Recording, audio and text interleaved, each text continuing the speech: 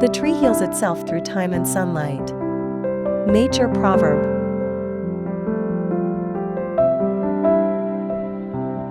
Even when wounded, trees slowly mend their bark and keep growing toward the light.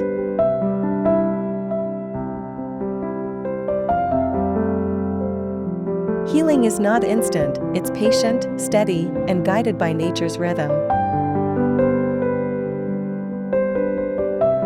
Your healing doesn't have to be fast to be real. Like a tree, you'll recover as you keep reaching for light, one day at a time. We don't need to rush our healing. Scars remind us of our strength, not our weakness.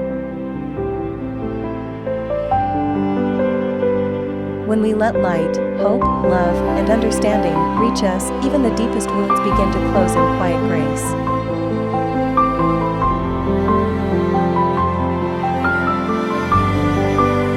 Mind, body, and spirit in harmony.